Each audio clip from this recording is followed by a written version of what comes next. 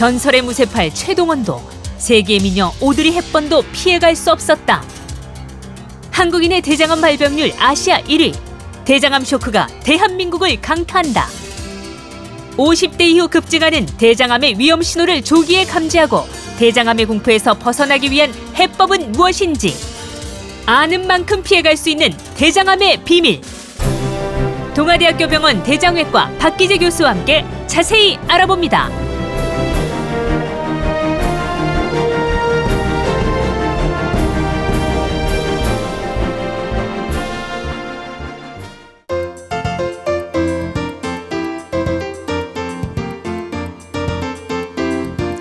안녕하십니까. 여러분의 안방명의 공개 크리리벨입니다. 그야말로 오늘은 여러분께 진짜 안녕하십니까라는 안부를 드려야 될 것 같아요. 네. 아니 여름도 아니고 가을이 시작되는 이 길목에 네, 태풍도 아니고 웬 이 비가 다 아시죠? 부산 경남 지역에 시간당 130mm의 기록적인 폭우가 있었습니다. 특히 창원 진동 같은 경우는 260mm가 왔대죠. 맞아요. 네. 정말 피해 없으셔야 될 텐데요. 너무나 안타까운 사고가 있어서 한 주 동안 마음이 편치 않았습니다. 그렇습니다. 네. 이렇게 침수 지역일수록 건강 관리에도 좀 유의를 하셔야 되는데요. 네. 뭐 접촉성 피부염이라든지 식중독이나 아니면 뭐 수인성 전염병 같은 위험성이 굉장히 높아진다고 합니다. 네. 그리고요, 집안에 혹시 침수된 전선이 네. 있는지 좀 확인을 해보셔야 될 것 같아요. 감전? 네. 어. 감전 사고에도 각별히 좀 신경을 쓰셔야겠습니다. 네. 우리 몸의 건강도 마찬가지죠. 몸에 네. 배수가 잘 안 되면 칼이 나기 마련인데 실제 그 로크 노래 제왕인 네. 엘비스 프레슬리 아시죠? 네네네. 네네네. 그거를 쓰러뜨린 것도 네.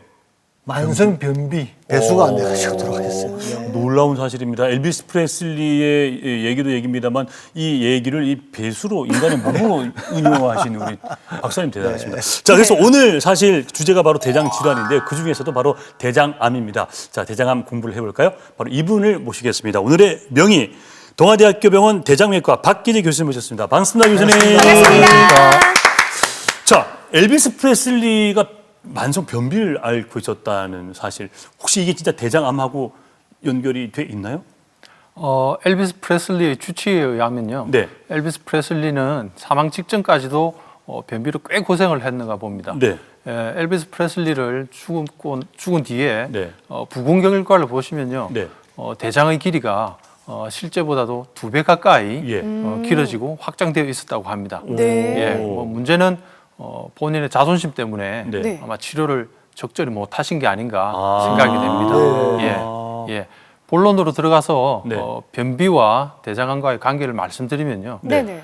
변비가 있다고 대장암이 빈도가 증가하는 것은 아닙니다. 아니다. 예. 꼭 짚고 넘어가야 할 부분은요. 네. 변비가 있게 되면 대장암의 주요 증상으로 이해를 하셔야 됩니다. 네. 예, 그래서 변비는 좌측 대장암이나 네. 특히 직장암 같은 경우에 네. 주요 증상 가운데 한 가지입니다. 오. 한 보고에 의하면 네. 대장암으로 진단받은 환자분들의 네. 가운데 한 7명 가운데 한 분이 네. 변비 증상이 있었다고 합니다. 아, 네. 예, 그만큼 중요한 증상이죠. 네. 예, 그래서 변비 가운데서도 없다가 새로 생기는 경우라든지 네. 혹은 변비와 혈변이 섞이거나 점액변이 섞이는 경우 네. 혹은 변비와 설사가 왔다 갔다 하면서 반복적으로 생기는 경우는 주의를 하셔야 되고요. 네. 네. 뭐 어쨌건 변비가 생기게 되면 네. 대장에 좋지 않은 영향을 주는데 변비가 생기면 대장 점막에 발암 물질이라든지 혹은 독성 물질들이 생기기 때문에 대장 건강에는 안 좋은 거는 분명한 사실입니다. 변비는 여성분들은 대부분 좀 많이 갖고 있을 것이고 특히 우리 학생들도 변비가 많잖아요. 그렇죠. 근데 변비가 대장암이 모두 된다는 아니지만 대장암이 될 가능성이 있다. 그러니까요. 조심해야 되네요. 지금 방송 보시면서 깜짝 놀라신 분들이 많으실 예. 것 같은데요. 이건 지금 시작에 불과하다는 말씀 전해드리면서 그렇죠. 네. 첫 번째 키워드 확인하시죠. 네.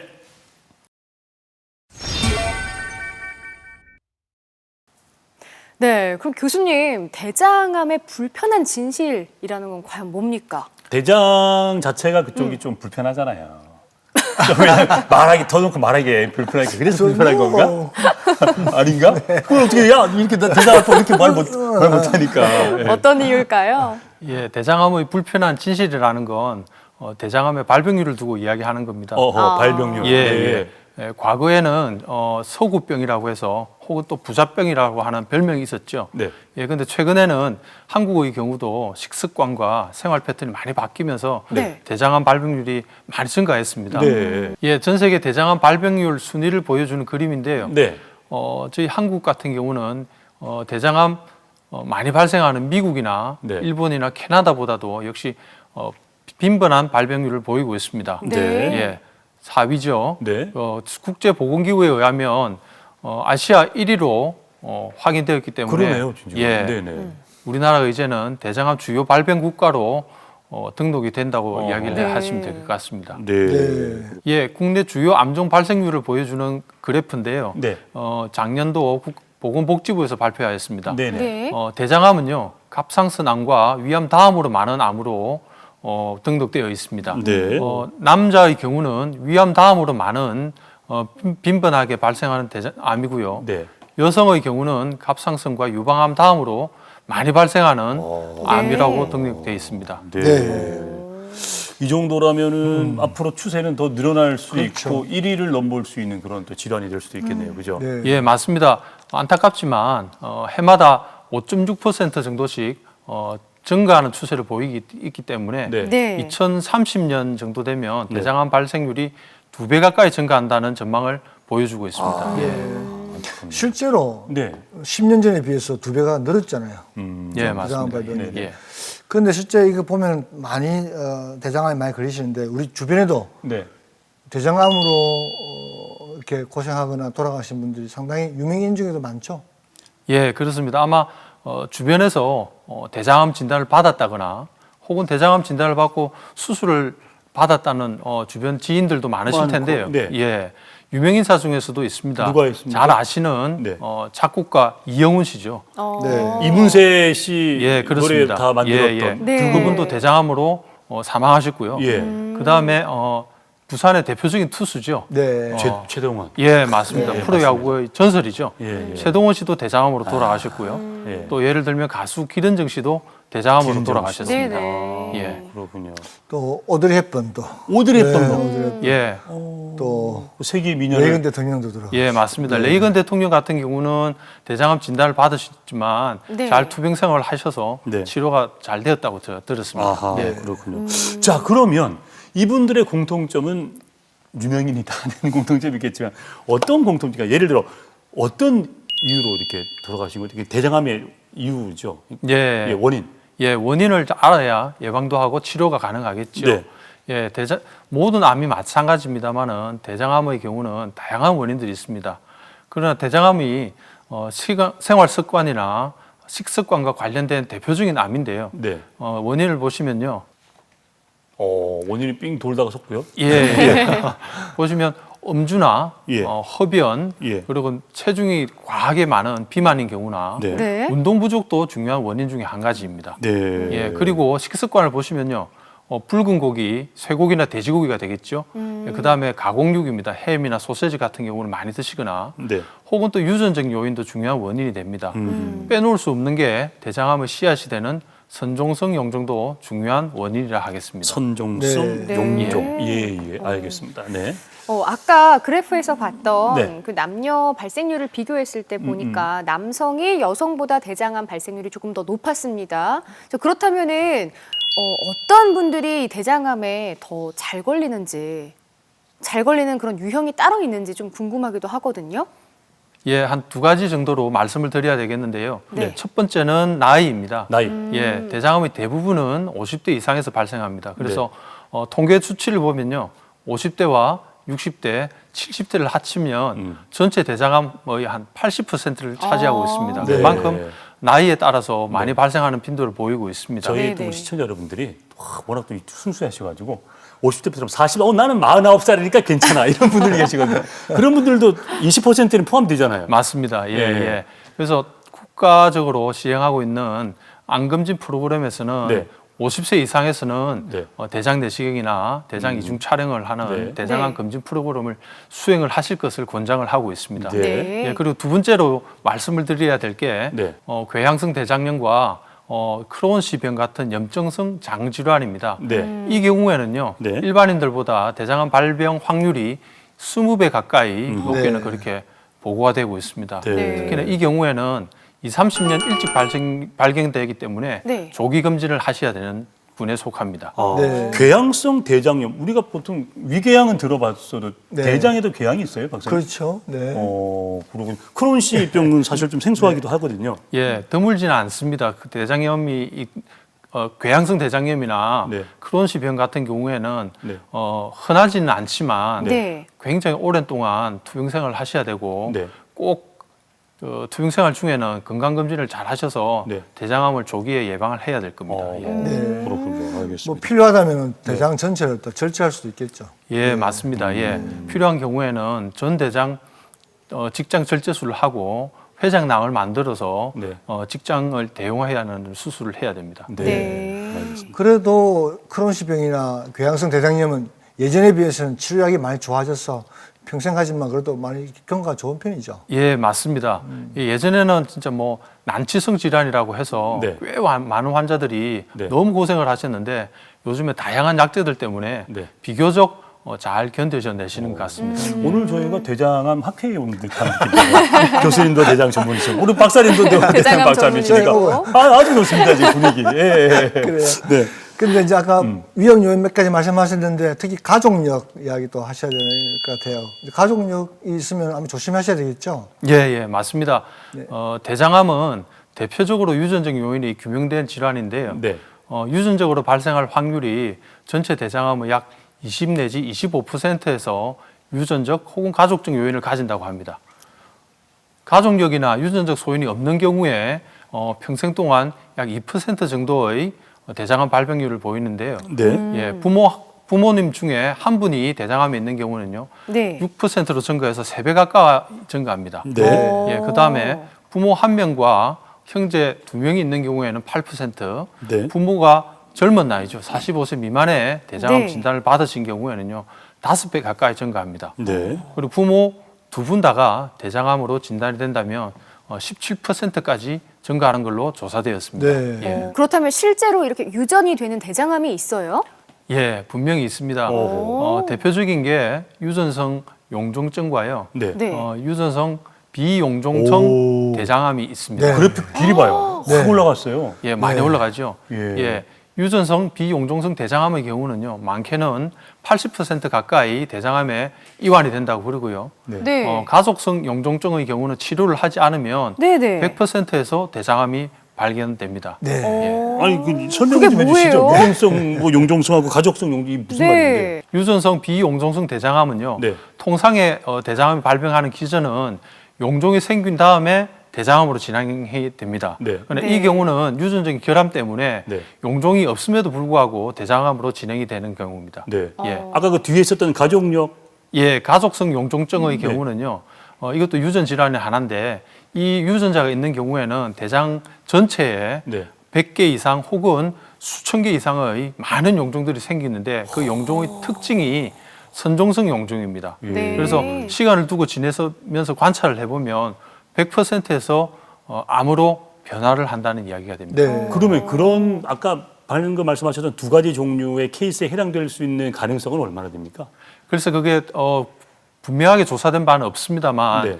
유전성 대장암은 이 두 가지를 합치면요, 네. 10 내지 15% 정도 되는 걸로 지금 추측을 전체 합니다. 국민에. 예, 맞습니다. 예. 생각보다 굉장히 많네요. 그러니까 대장암의 10 내지 15%라고 그렇죠. 대장암에 대장암에. 심리적으로, 네. 아. 대장암 환자가 100명이면 그 중에서 그 예. 안에서. 그거 많은 수치잖아요. 그래도. 많긴 많죠. 예. 그러나 전체 국민으로 보면은 굉장히 희소한. 맞습니다. 네. 예, 예. 알겠습니다.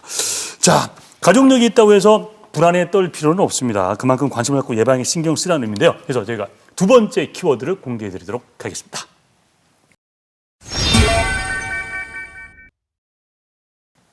이제 설명을 좀 하고 이 정도 또 화면 보시고 하니까 나도 혹시 대장암 아닐까? 네. 나 좀 변비가 있는데? 배가 좀 불편했는데 혈변이 나왔던 적이 있는데 이러신 분들 많이 계실 겁니다. 그래서 대장암을 의심해야 될 만한 증상들이 있다고 그러거든요. 그래서 저희가 실제로 거리에 나가서 시민들을 한번 만나 뵀습니다. 그분들 말씀 듣고 계속해서 얘기 나누도록 하겠습니다. 변을 볼 때 어쩌다 대변에 피가 묻어 나올 때는 대장암이 아닌가 걱정이 되는데 화장실로 갔다 와도 깨분하지를 안 하고 찜찜하니 뭐 기분이 영 안 좋아요. 안 좋고 뒤가 항상 무주리하고 개분하지를 않아요. 빵치가 무겁고 변이 간으로 해서 이상하다 싶어서 설사가 자주 심하고 변비가 좀 있을 때 배가 묵직하고 이럴 때 병원을 한번 가고 싶은 마음이 생깁니다. 더 누고 싶다 싶은 생각이 있는데 안 나올 때가 있어요. 그래서 좀 그런 증상이 조금 하문서가 있어요.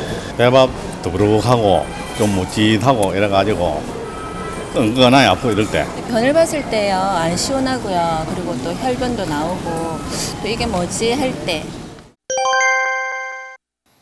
야, 화면 보시면서 이런 경험은 누구나 있을 것 같아요. 네. 실제로 저도 어느 날 이제 회식을 하고 술을 좀 많이 먹었고 네. 화장실 갔는데 피바다가 돼 있는 거예요. 정말? 네. 오, 그래요? 네. 아, 그 꿈이었나? 아니요. 여튼 깜짝 혈변을 나면 사람들이 깜짝 놀라잖아요. 맞습니다. 이것도 그럼 대장암일 가능성이 있는 건가요? 예, 너무 이해하시니까 제 마음이 무거워지는데 너무 쉽게 이해하셔가지고. 예. 예. 항문 출혈은요 대장암이나 직장암과 분명히 관련 있는 증상입니다. 예. 예. 다행스러운 점은요 항문 출혈의 대부분은 양성 질환에서 발생을 합니다. 예. 네. 대표적인 게 치질이라고 그러죠. 예. 치액이나 항문 찢어짐 현상이라든지 예. 혹은 그 외 개실이나 예. 대장염이라든지 방사선 직장염 등에서 발생하게 됩니다. 네. 예. 힘을 너무 많이 주셨습니다. 그러면 저 같은 경우는 일단 박사님을 찾아가봐야 되겠다. 저게 문제다. 가봐야 되겠다. 아, 그렇군요. 예. 근데 그게 뭐 피 색깔도 약간 차이가 있지 않습니까? 혈변이라고 하더라도 뭐 선홍색이 있을 수 있고 좀 그렇죠. 검붉은색이 있고 뭐 그렇잖아요. 예, 맞습니다. 양성 질환에서 시작한 네. 치질이죠. 네. 치질에서 시작한 출혈과 대장암 출혈과는 조금 차이가 있습니다. 네. 예, 우선 눈여겨봐야 될 부분이 혈액의 색깔입니다. 네네. 네. 예, 색깔인데 치질의 경우는 붉은색이거나 아주 선홍색의 밝은 혈액입니다. 아, 전 밝았어요, 다행히. 다행이시네요. 예, 그럼 굳이 알고 싶지 않은 비밀을 알게 됐네요. 미안합니다. 예. 예, 그리고요. 이런 예. 치질에 의한 출혈과는 대조적으로 네. 암성 출혈, 네. 흔히 직장암이죠. 네. 암성 출혈의 경우는 혈액의 색깔이 검붉은색이거나 좀 탁한 듯한 느낌이 듭니다. 그리고 네. 좀 어두운 포도주색이라고 보시면 되는데요. 네. 그다음에 출혈의 이런 기간도 좀 다릅니다. 어허. 출혈의 기간이 양성 출혈의 경우는 며칠에서 몇 주 정도 지속되다가 뭐 저절로 대부분 좋아지죠. 네. 그러나 대장 암성 출혈은요. 출혈의 기간이 상당히 길어집니다. 몇 달 혹은 뭐 더 길게도 가실 수가 있고요. 네. 또 한 가지는 출혈의 양상을 보셔야 되는데 치질로 인한 출혈은요. 네. 뒤처리를 할 때 네. 휴지에 좀 묻는다든지 네. 네. 혹은 방울방울 똑똑 떨어지기도 하고요. 네. 간혹은 주사기로 쏘듯이 이렇게 뭐 많이 뿜어내듯이 이렇게 나기도 합니다. 네. 그러나 대장암의 출혈은 그렇지는 않고요. 네. 대변과 주로 섞여서 나오고 점액변이나 혹은 이렇게 끈적끈적한 혈액이 되어서 나오는 경우가 많습니다. 네. 그 정도의 혈변을 할 만큼면 대장암의 진행이 좀 많이 간 거 아닌가요? 아닙니까? 그 기수하고는 상관이 없나요? 기수하고도 전혀 관계가 없지는 않습니다. 네. 조기 대장암의 경우는요 출혈이 있다 하더라도 눈으로는 확인 못할 가능성이 높죠. 그러니까. 예, 그래서 국가암 검진 프로그램에서 분변 자멸 검사를 권고하는 이유이기도 합니다. 예. 네. 혈변이 있다는 건 어느 정도 기간이 지났다는 그런 말씀이네요. 네. 그래가지고 그 다음에 피 난 다음에 검사 받아봤습니까? 아마 근데 피 나고 나서 한 번 딱 하고 뭐 그 뒤는 안 났어요. 또 이러면 또 우리 작가 또 피바다 쓴다 또 이렇게 자막해가지고 분명히 쓸 거야. 아, 내 말을 잘못했네 정말. 꼭 받아보시기 바랍니다. 그리고 그 외에 또 피의 색깔과 양 기간 그 외에도 다른 나머지 증상들이 있습니까? 예, 아까 보셨던 나머지 세 가지 증상은 주로 좌측 대장암과 네. 직장암에 해당을 하는데요. 네. 좌측 대장의 경우는 대장의 내경이 좀 좁은 편입니다. 그래서 암이 내경을 차지하게 되면 대변이 넘어갈 수 있는 면적이 줄어들게 되는 거죠. 네. 그래서 환자분들이 호소하시는 변비 증상이 생기고요.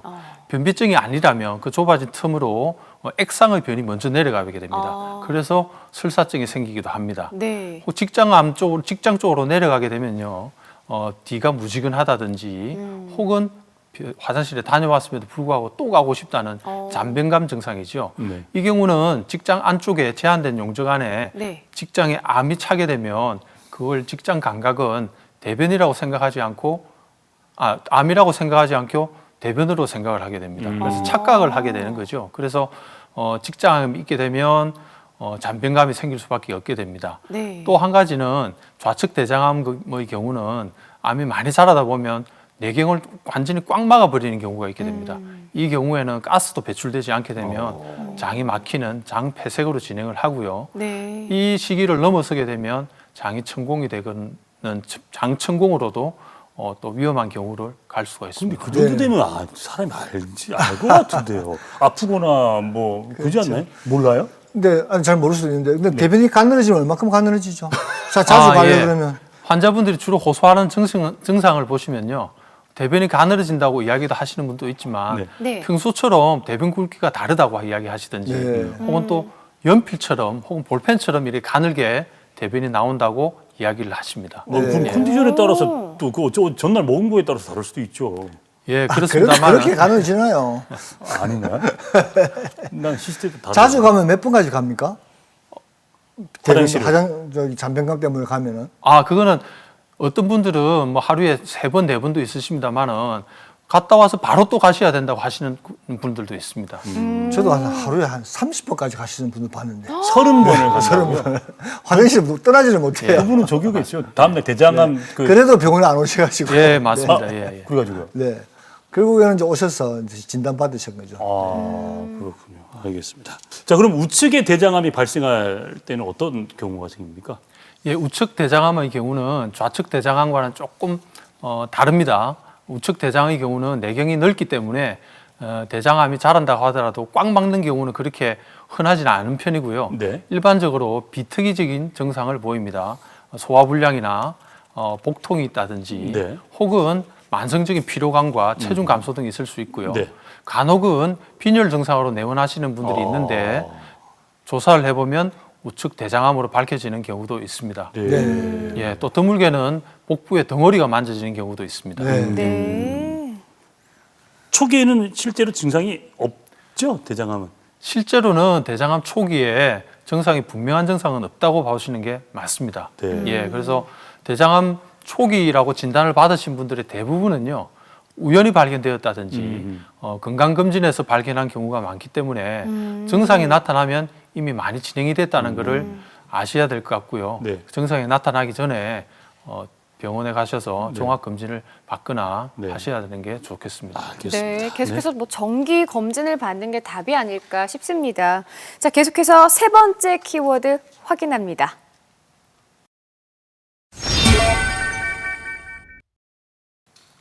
네, 이렇게 여러 가지 의심 증상이 있으면 검사를 해봐야 될 텐데요. 언제, 어떻게, 무슨 검사를 받아야 되는 걸까요?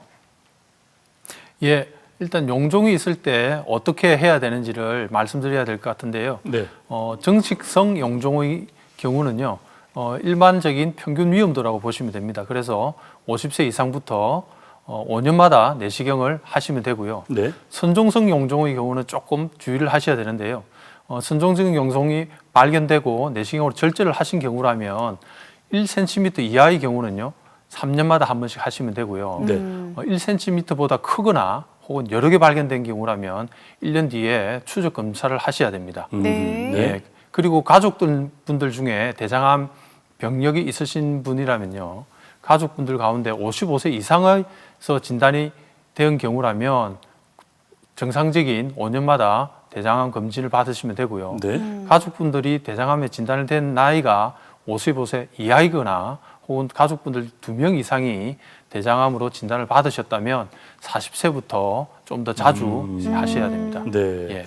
또 아까 말했던 염증이 있는 장질환이 있는 그런 경우도 있지 않습니까? 예, 예. 염증이 있는 경우에는요, 염증의 범위에 따라서 대장암 건강검진을 하셔야 되는데요. 네. 주로 대장 내시경을 합니다. 네. 왼쪽 대장에 있는 경우는요, 증상이 발현되고부터 한 15년부터 한 1, 2년마다 하시면 되고요. 네. 전체 대장이 다 있는 경우는 네. 염증성 장질환 진단을 받고부터 혹은 증상이 있고부터 8년 뒤부터 1, 2년마다 시행을 하시는 게 권장됩니다. 네. 이 아까 선종, 용종을 말씀하셨는데 이것을 발견을 해야 되는데 이 선종을 발견할 확률이 대장 내시경이 가장 높죠. 예, 예, 맞습니다. 국내 연구에 의하면요, 건강 한국 성인에 있어서 대장 용종이 발견될 확률은 30%는 조사되었습니다. 네. 예. 그래서 다행스러운 점은요, 이런 대장 용종들의 대부분은 암으로 진행을 하지 않습니다. 그러나 이런 대장 용종들 가운데 선종성 용종은 좀 따로 생각을 하셔야 되는데 대장암의 상당수 거의 한 80% 가까이는 네. 선종에서 암으로 진행을 했다는 게 확인되었고요. 또 선종성 용종을 연구를 해보니까 대장암으로 진행을 한다는 게 규명이 되었습니다. 그래서 선종성 용종은 주의를 하셔야 되는데요. 40세 이상 되면 선종성 용종이 증가하기 시작하고요. 50세쯤 되면 6% 가까이가 선종성 용종을 가지고 있는 걸로 확인됩니다. 예, 그래서 선종성 용종은 대장암으로 진행할 수 있는 대장암의 씨앗이라고 이해를 하셔야 되겠습니다. 네. 증상 대장에서 여러 가지 유전적, 환경적 요인이 작용을 하게 되면요, 대장 세포의 형태가 바뀝니다. 네. 그러면서 초기 선종이 생기고요. 초기 선종을 그대로 방치하시면 크기도 커지고 모양도 나빠지죠. 네. 그래서 진행성 선종으로 되고 시간을 두고 방치하면 대장암으로 진행을 하게 되는 겁니다. 아 근데 대장 내시경이 필요하다는 건 알겠어요. 근데 그게 좀 힘들고 불편하잖아요. 그렇죠. 좀 고역이죠. 아니 그러니까 사실은 그 물을 계속 마시고 화장실 왔다 갔다 할 때 그거 물 먹는 것도 너무 힘들던데. 그 맛이 좀 이상해요. 얼마나 먹죠, 박사님? 전에는 4리터 먹었는데 지금은 2리터죠. 예, 그렇습니다. 예. 아 근데 2리터라도 맛이 없는 걸 자꾸 먹어야지. 그렇지. 맛있는 거야 4리터라도 건강이 먹겠지만. 먼저죠. 너무 밍밍한 뭐. 근데 저는 사실은 지난번에 그 방송 촬영 때문에 위내시경하고 장내시경을 같이 했어요. 네. 그 중간에 깼어. 위를 먼저 하고 장을 했는데 생생하게 기억이 다 나요. 그래요? 그래서 이게 여기 얘가 커브를 틀 때가 아픈데 근데 깼다니까 안 믿고 막 계속 하시더라고요. 예. 안 아프게 할 수 있는 방법 없습니까, 박사님? 근데 교수님 그 요즘 안 아프게도 하시죠? 예, 그렇습니다. 방금 말씀하신 대장 세척액 이야기를 하시는 것 같은데 과거에는 4리터라고 해서 엄청난 많은 양이죠. 네. 사실 맛도 없었습니다. 그런데 최근에는 맛이 있어요? 맛이 있나요? 레몬 맛까지 향이에요, 개발시켰어요? 예, 정말 최근에는 뭐가 맛있어요, 그게. 2리터 정도 되고요. 안에 좀 향이 첨가되어 있습니다. 예. 저 같은 경우는 환자들한테 처방 내기 전에 실제로 먹어봤는데 예. 과히 나쁘지는 않았습니다. 네. 아, 정말 안 나빠요. 한번 드셔보세요. 가지고. 근데 그럼 교수님도 대장 내시경 받아보셨죠, 당연히? 예, 받아봤습니다. 안 예. 아프셨어요? 저는 수면 내시경을 해서 한 줄도 모르고 잘 마쳤습니다. 예. 전 중간에 깬 게 많네요. 작가가 분명히 기억하고 있는데 제가 작가 목소리를 들었거든요. 옆에서 네. 얘기하는 걸. 자, 근데 그 대장 내시경 하다 보면은 아까 용종을 이제 선종을 발견할 수 있잖아요. 네. 요걸 그때 바로 뭐 떼더라고요. 떼는 게 맞는 건지 아니면 놔둬야 되는 건지 어떤 게 맞습니까? 중요한 질문이신데요. 선종성 용종의 경우 떼내지 않고 그대로 방치하시면 10년 뒤면 8%에서 20년 뒤면 24%에서 암으로 변한다는 보고를 보고 있습니다. 예. 그래서 그림에서 보시다시피 고위험 선종이 있습니다. 네. 크기가 클수록 네. 납작할수록 네. 육모상 형태라고 해서 울퉁불퉁할 경우에 네. 대장암을 포함하고 있을 가능성이 높고 대장암으로 진행할 가능성도 높습니다. 네. 예, 그래서 대장 용종이 발견되면 내시경으로 떼내지 않고서는요, 네. 선종성 용종인지 혹은 전암성 병변이 아닌 증식성 용종 등인지 확인할 길이 없습니다. 네. 네. 예, 그래서 가능하면 대장 용종이 발견되면 내시경을 통해서 떼내셔야 되고요. 네. 떼내서 조직 검사를 하셔야 네. 되겠습니다. 아니 네. 그러니까 당연히 뭐 내시경 했는데 용종이 발견됐다고 쑥 빼가지고 아유 용종이 있었어요. 이렇게 필요 뭐 있어? 떼야는 게 맞지겠죠. 떼는 게 맞죠. 네, 예. 일단 떼내야 한다. 혹이 있으면 떼야 되죠. 떼야죠, 떼야죠. 예. 아, 그런데요, 이게 변을 직접 가지고 가서 검사를 아하. 하기도 한다고 맞아, 좀 체면. 들었거든요. 네. 근데 꼭 이렇게 일일이 검사를 다 해야 되는 건지 아니면은 그냥 내시경만으로도 충분한 건지 좀 궁금해요. 예, 국가암검진 프로그램에서는요, 분변 자멸 반응 검사라고 아나운서께서 말씀하신 그 검사를 1차 검진으로 권장하고 있습니다. 네. 예, 분변 자멸 검사는요, 대장 내에, 대변 내에 미세한 혈액을 시약을 통해서 검출해내는 방법인데요. 값이 싸고 비교적 쉽고 간단하죠. 그러나 단점은 위음성과 위양성이 있기 때문에 만약에 분변 자멸 반응 검사가 음성이라고 하시더라도 네. 절대 대장암이 아니라고 이야기를 할 수 없다는 단점이 있습니다. 그래서 임상 의사들은 대장 내시경을 선호를 하게 되는데요. 네. 최근에 개발된 대장 내시경은요, 굉장히 우수하기 때문에 아주 미세한 병변도 발견해낼 수 있고요. 더불어서 용종이 발견될 경우에는 절제까지 가능하기 때문에 진단과 치료를 동시에 해낼 수가 있습니다. 간혹 천공이나 출혈 등의 합병증이 있을 수 있습니다만은 대부분에 있어서는 무사히 잘 마치실 수 있고요. 네. 간혹 배가 아프시다거나 혹은 약을 드시는 게 너무 힘들어서 겁이 난다. 네. 이래 하시는 분들이 있는데 최근에는 수면 검사법이 아주 잘 되어 있기 때문에 편안하게 대장 내시경을 하실 수 있습니다. 저는 기억을 다 한다니까요. 저는. 수면으로 하셨는데도? 수면을 했는데 작가 옆에서 얘기하는 걸 다 들었다니까. 어떤 깼다니까가 안 믿어요. 깼다고 했는데 왜 안 믿는지 몰라. 네. 그때는 약이 좀 수면 내시경 좀 약이 안 좋았죠. 아니 제가 그 위를 하고 바로 대장을 했기 때문에 또 술 많이 먹는 사람 빨리 깼다면서요. 그렇긴 하죠. 네. 네. 그런 게 있었나요? 술을 좀 줄이세요. 예.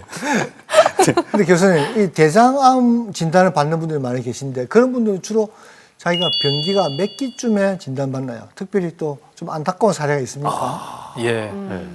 중요한 질문을 하셨는데 국내 대규모 조사 결과를 보시면요. 대장암 진단을 받은 환자들 대상으로 조사했습니다. 증상이 있어서 혹은 몸에 이상이 있어서 병원을 방문하셔서 대장암을 진단받은 경우에는요.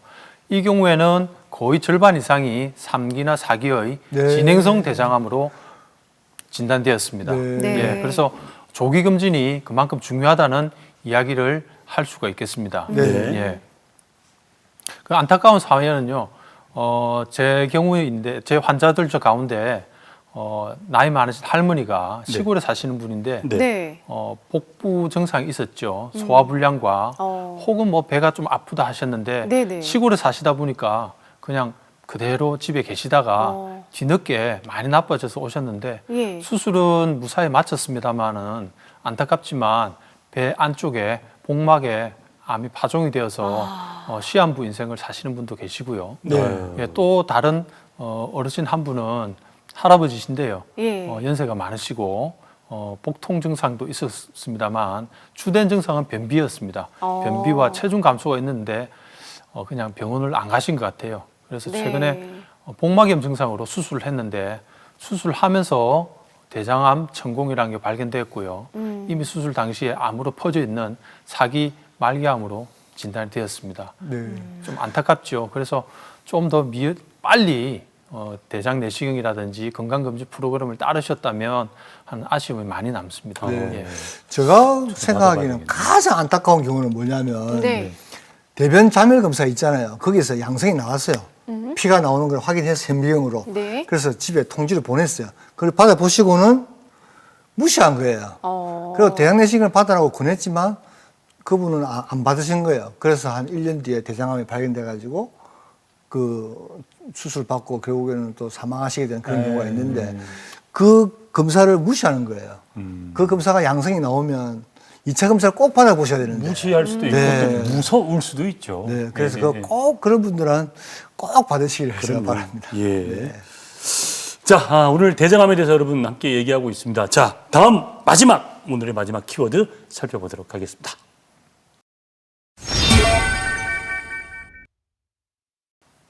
그나마 또 생존율 1위라니까 정말 다행입니다. 아유, 두 분께서 열심히 해주셔서. 역시 우리나라 의료기술은 세계 최고입니다. 그러니까 이게 지금 이 생존율이 1위라는 게 이게 세계에서 우리가 1위라면서요?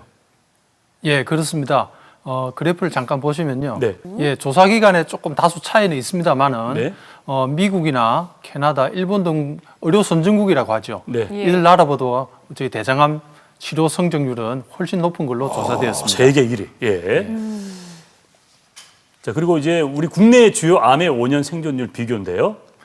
예, 보시면 갑상선과 전립선 유방 다음으로 대장암의 치료 성적이 좋습니다.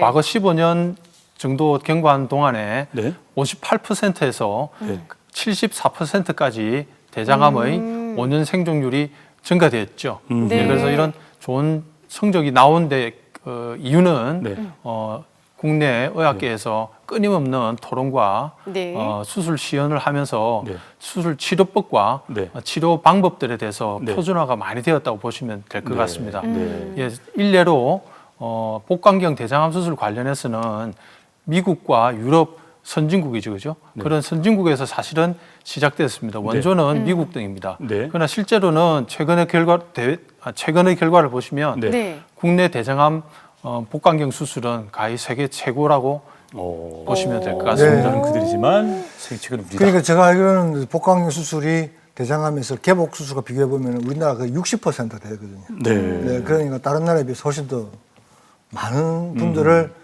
복강경으로 하고 있다 이거 보시면 되겠죠. 네, 그렇군요. 네. 일단 뭐 세계 최고라는 말을 들으니까 조금 안심이 되긴 합니다만 일단 대장암이라는 진단을 받고 나면 어쨌든 수술을 반드시 해야 한다는 거죠. 예, 그렇습니다. 일부 대장암의 경우는 내시경으로도 가능합니다. 연기라든지 일기 대장암의 일부에 있어서는 내시경 절제로도 성공적인 치료 사례를 볼 수가 있는데요. 네. 그 외의 대장암은 실제로는 수술적인 치료를 해야 됩니다.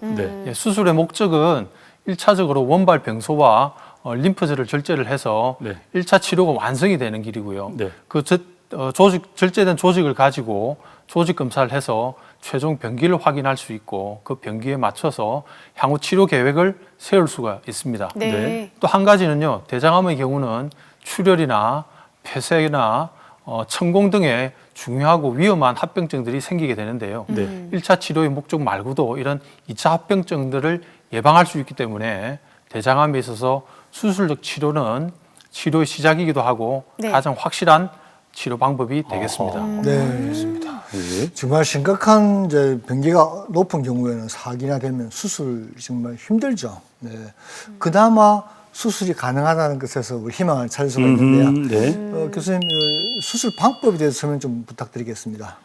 예, 대장암 수술은요, 위치에 따라서 다릅니다. 네. 오른쪽 대장암의 경우는 오른쪽 대장의 절반 가까이를 잘라내야 되고요. 네. 그림에 보시다시피 우측 우방결장 절제술의 경우는 그림에서는 좌측으로 보이는데요. 오른쪽 절반을 잘라내야 되고 왼쪽의 경우도 마찬가지입니다. 왼쪽의 한 절반을 잘라내야 되고요. 직장의 경우는 직장을 절제를 해내는 저위전방 절제술 혹은 전방 절제술을 시행을 해야 됩니다. 네. 예, 수술 접근법에 대해서 잠깐 말씀드리면요. 과거에는 개복술이 대부분의 수술을 담당하였습니다. 네. 그러나 최근에는 복강경 수술이 훨씬 많이 시행되고 있는데요. 복강경 수술은 그림에서 보시다시피 복부 내로 관을 뚫습니다. 구멍을 몇 개 내어서 내시경과 수술 기구들을 이용해서 수술을 하게 되는데요. 좌측 그림을 보시면 개복술 상처고요. 오른쪽 복강경 상처를 보시면 복강경 수술이 훨씬 미용적으로도 우수합니다. 네. 절개 길이가 짧기 때문에 통증도 작고 회복도 빠르고요. 입원 기간도 단축되는 중요한 장점이 있습니다. 네. 또 말씀을 드려야 될 복강경 수술의 장점은요. 네. 개복술에서 시행하는 거의 모든 시술 과정을 수행할 수 있습니다. 중요한 건 또 종양학적인 문제가 되겠죠. 네. 치료 성적 역시 개복술과 비교를 해서 전혀 뒤떨어지지 않기 때문에 환자분들에게는 아주 유리한 수술법이라고 하겠습니다. 네. 그렇다고 해서 개복 수술을 안 하는 건 아니잖아요. 맞습니다. 예. 그러면 개복 수술은 일단 여러 가지 쭉 보면 잘 보여서 잘 할 수 있을 것 같은데 복강경은 좀 미용 목적은 좋겠습니다만 서로 장단점이 있을 것 같아요. 어떨 때 개복술 그리고 복강경을 선택을 합니까? 예, 개복술 같은 경우는 이전에 수술을 많이 하셨다든지 네. 예, 하면 복강 내 유착이 있습니다. 네. 유착이 있는 경우에는 수술 기구나 카메라가 들어갈 여지가 없기 때문에 네. 개복을 하셔야 되고요. 네. 혹은 대장암이 너무 심해서 주변 장기를 침습을 했다든지 하면 또 복강경 절제로서는 좀 제한점이 있게 되겠습니다. 네. 예, 그래서 최근에는 복강경 수술이 그 적용 범위가 아주 넓어졌기 때문에 미세한 유착이라든지 아주 미세한 주변 장기 침습도 동시에 수행해낼 수 있는 걸로 되어 있습니다. 네. 대장이 우리 몸에 굉장히 중요한 장기잖아요. 근데 이거를 너무 많이 잘라내면 괜찮을까도 조금 궁금하거든요. 경과가 어떻게 진행이 되는지. 네. 예, 환자분들이 많이 걱정하시는데요. 네. 대장을 절제하게 되면 대장의 기능을 이해하셔야 되는데 네네. 특히나 오른쪽 대장의 경우는요. 수분과 전해질을 흡수하게 됩니다. 그래서 오른쪽 대장의 절반을 절제해내고 나면 일시적으로 수분 흡수 장애가 생기죠. 그래서 잦은 변을 본다든지 설사가 동반되기도 합니다. 그러나 네. 시간이 지나면서 거의 대부분 좋아지기 때문에 너무 걱정하지 않으셔도 되고요. 직장의 암의 경우에 직장 절제를 하고 나면 네. 직장 저장 용적이 줄어들지요. 그래서 환자분들이 불편해하시는 게 화장실을 자주 가시게 됩니다. 그러나 이것도 어느 정도 시간이 지나면 많이 호전되기 때문에 너무 걱정하지 않으셔도 될 것 같습니다. 네, 그렇군요. 네. 걱정 좀 하긴 해야 되는데. 네. 네. 한 50분 화장실 가야 되는데. 그래요. 네. 어쨌든 암에 안 걸려야 되겠죠. 맞습니다. 네. 생활 습관도 바로 하셔가지고. 그런데 교수님, 그 수술하고 나서 항암 치료도 해야 되죠. 다 기준이 있습니까? 예, 그 항암 치료의 기준은 분명합니다. 항암 치료는 국제적으로 통용되는 가이드라인이 있기 때문에 네. 대부분의 항암 치료를 수행하시는 선생님들은 그 가이드라인을 따르고 있습니다. 그래서 보통은 1기나 0기는 항암 치료를 당연히 하지 않고요. 2기 가운데에서도 천공이 됐다든지 막혀서 수술을 했다든지 혹은 다른 좋지 않은 조직학적 결과가 있을 때는 항암 치료를 권장을 하고 있습니다. 네. 그 외에 3기나 4기는 당연히 항암 치료를 하시는 게 치료 성적도 좋고 장기 생존도 좋아집니다. 네. 네. 근데 아까 왜 이하영 아나운서가 말했던 것처럼 떼냈어요. 근데 대장 수술하고 나면은 항문, 그 배변 주머니를 달아야 된다. 맞아요. 그런 얘기도 들었는데. 겁을 내는 분들 많이 계시거든요. 예. 그렇습니다. 실제로 진료를 하다 보면 대장암 진단을 받음과 동시에 꽤 항문을 어떻게 할 수 있느냐고 물어보시는 분들이 많습니다. 네. 네네. 그러나 실제로 대장암으로 인공 항문을 꺼내야 되는 경우는 거의 없다고 보시면 되고요. 일부 직장암에 있어서 인공 항문이 필요한 경우가 있습니다만은 직장암 가운데서도 하부 직장암이죠. 항문에 가까운 경우는 직장을 제거를 하면서 항문도 절제를 해야 되는 경우가 있습니다. 네. 과거에는 한 5 내지 6cm 항문에 가까운 대장암이 위치하면 전체 항문을 절제해야 된다고 했는데 최근에는 그보다 아래쪽에 있는 경우도 항문을 보존하는 비율이 높아지고 있고 네. 성공적으로 치료 사례들도 보고가 되고 있습니다. 예, 실제로 직장암이라고 하더라도 수술 뒤에 인공항문을 하는 경우는 그렇게 많지는 않습니다. 네. 너무 걱정하실 필요 없겠고요. 네. 인공항문을 한다고 하시더라도 네. 일시적인 게 아니고 영구항문인 경우는 드물지기 때문에 너무 걱정하지 마시기 바라고요. 네. 영구항문의 경우라도 환자분들이 잘 관리를 하시면 그렇게 불편하거나 지저분하다고 생각하실 필요가 없습니다. 네. 예. 그렇군요. 알겠습니다. 그리고 대장암 수술이라는 게 일단 생존율도 높고 우리나라 의료 기술은 계속해서 발전하고 있고 뭐 그렇다고는 하지만 일단 암이라는 단어를 들으면 네. 여전히 무섭고 그럼요. 좀 두려운 것 같아요. 그래서 예방이 가장 중요하지 않을까라는 생각을 해봅니다. 그 대장암은 아무래도 좀 생활 그런 습관과도 연관이 많다라고 하셨는데요. 교수님께서 예방법을 좀 알려주시면 좋을 것 같아요. 네, 생활 중요합니다. 수칙 이런 거? 네. 예, 맞습니다. 대장암은 식습관이나 생활 패턴과 밀접하게 관련되어 있는 대표적인 암입니다. 그래서 몇 가지 건강 수칙을 지키신다면 대장암을 예방하실 수 있을 거라 생각되는데요. 네. 건강 수칙에 대해서 몇 가지 말씀드리겠습니다. 네. 첫 번째로 네. 금연을 하셔야 되고요. 금연. 네. 예. 네. 예, 혹시라도 주변에 담배를 피우시는 분이 있으면 그 옆에서 담배 연기도 안 맞는 게 네. 좋다고 합니다. 네. 예. 그럼 교수님 담배 안 태우시겠어요? 예, 그렇습니다. 네. 예. 그리고 두 번째는요? 예, 두 번째는 절주를 하셔야 됩니다. 절주. 네. 예, 사회생활 하시다 보면 도리 없이 먹어야 되는 경우가 있지요. 그러나 권장량은요, 네. 하루에 2잔 정도로 권장을 하고 있습니다. 잔의 크기도 다 다른데요. 맥주잔. 아까 소주잔. 교수님 담배는 금연이라시고 네. 술은 절주. 절주. 끊을 수 없다 이거. 두 잔이면 어떻게? 에이, 두 잔으로 됩니까, 교수님? 큰 잔이면 이만해야 되는 거 아니에요? 잔의 크기를 말씀드리면 예. 소주 같은 경우는 소주잔을 의미를 하고요. 맥주는 맥주잔을 의미를 합니다. 예. 맥주잔을 와인에 따르면 안 되고. 자꾸 요리조리 피해 가시려고 하는데 안 된다는 안 말씀이죠. 됩니다. 일단 네. 두 잔 알겠습니다. 그리고요.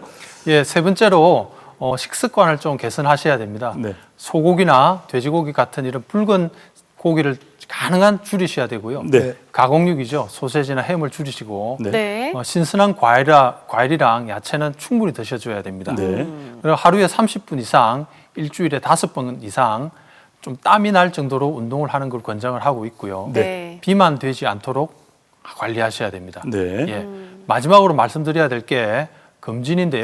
네. 아마 다 여러분들이 여러 보험에 가입되어 있을 겁니다. 네. 그러나 대장암을 예방하고 치료하는 데 있어서 가장 좋은 보험은요, 정기적인 검진이라 할 수 있겠습니다. 네. 교수님, 끝으로 시청자 여러분께 당부 말씀 부탁드리겠습니다. 예, 모든 암이 마찬가지입니다만은 대장암은 특히나 예방이 가능하고요. 네. 조기에 진단만 된다면 거의 모든 환자분들이 암으로부터 자유로울 수가 있습니다. 아하. 네. 혹시라도 진행성 대장암으로 진단된다고 하시더라도 최근에는 좋은 약제와 수술법들이 개발되어 있기 때문에 네. 치료 성적 역시 아주 훌륭합니다. 그래서 네. 너무 걱정하지 마시길 바라고요. 네. 행위항암 치료를 하신다고 하더라도 네. 최근에는 많은 합병증들이 줄일 수가 있고요. 네. 생각보다 그래 심각한 합병증은 잘 오지 않습니다. 네. 너무 걱정하지 마시고요. 네. 대장암이 발견된 뒤에 자포자기하거나 혹은 너무 걱정스럽게 살지 마시고 병원을 방문하셔서 적극적인 치료를 하시면 좋은 결과가 있을 거라고 생각합니다. 감사합니다. 아, 네. 네. 좋은 말씀입니다. 네. 그러니까 또 마지막 이렇게 말씀해 주시니까 정말 좀 안심이 되는. 물론 암에 걸리는 건 안 좋죠. 걸리지 않는 것이 가장 좋습니다만 우리의 생활이라는 것이 어떻게 꼭 그렇습니까? 앞서 말해 주셨던 생활 수칙 다 지키고 싶습니다만 세상이 그렇게 저희를 놔둡니까? 네. 그렇다 하더라도 이제 그렇다면 암이 좀 걱정나시는 분들은 건강검진 좀 자주 받으시고 만일 대장암이라고 진단을 받으시더라도 우리 의료기술 세계 최고니까요. 네. 그럼요. 걱정하지 마시고. 교수님 계시니까 또 든든하지 않습니까? 네. 그죠? 맞습니다. 이런 말씀- 마음가짐이 가장 중요할 것 같아요. 그래요. 네. 자, 이런 말씀을 드리면서 자, 오늘 지금까지 도움 말씀 주신 오늘의 명의 동아대학교 병원 대장외과 박기대 교수님과 함께했습니다. 교수님 고맙습니다. 고맙습니다. 네, 계속해서 매주 화요일에 열리는 무료 건강교실 안내해 드릴게요. 9월 2일 화요일 오전 11시입니다. 신세계백화점 센텀점 구충 문화홀에서 열리는데요. 20세부터 80세까지 골다공증 진단법에 대해서 부산백병원 정형외과 안기찬 교수님과 함께합니다. 많이 오셔서 건강 챙겨가세요. 자, 저희는 떠나기 전에 퀴즈 드리겠습니다. 마치시면 상품 드릴게요. 박사님. 네. 오늘은 대장암에 대해서 알아봤는데요. 네. 그래서 대장 내시경이 가장 필요한 시기라고 생각이 듭니다. 네. 자, 어느 시기에 가장 대장암이 잘 걸릴까요? 라는 질문입니다. 네. 네. 1번 50대, 음흠. 2번 60대, 네. 3번 70대. 70대. 네. 네, 정답을 아시는 분은요. 공개 클리닉 웰 홈페이지에 들어오셔서 네. 퀴즈 게시판에 정답 올려주시면 저희가 추첨을 통해서 푸짐한 상품 보내드리도록 하겠습니다. 네. 그리고 하고 싶은 말씀이 있으시면 트위터가 열려 있으니까요. 많은 의견 남겨주세요. 네. 자, 다음 주에 예고해드리겠습니다. 제가 다음 주 예고 듣고 빵 터졌습니다. 왜요? 네. 설인가 싶더니 어느덧 추석. 작가가 이렇게 써놓은 거 설인가 싶더니 눈 어느덧 추석. 깜짝할 사이에. 작가가 네. 하는 말이 세월이. 이 방송 보시는 어머니 아버님들은 정말 그렇게 느낄 거라고. 진짜 그렇습니다. 설인가 싶더니 어느덧 추석이라. 제가 다음 주는 추석 특집으로 마련했습니다. 한방 침술의 모든 것에 대해서 알려드릴 테니까요. 네. 다음 주 추석 특집으로 여러분과 함께 만나길 기원하겠습니다. 저희는 여기서 인사를 드리죠. 네. 여러분 건강하세요. 프로그램에 참여해주신 분들께는 추첨을 통해 웰리스 건강식품에서 종합건강검진권을, 자연의 순수함을 담은 천사연구소에서 헤어케어 세트를, 주식회사 JBT에서 관절건강기능식품을, 매혹적인 피부를 위한 선택 벨루스킨에서 앰플 세트를, MB테라피에서 바른자세 척추건강을 위한 힐링 슈즈를 드립니다.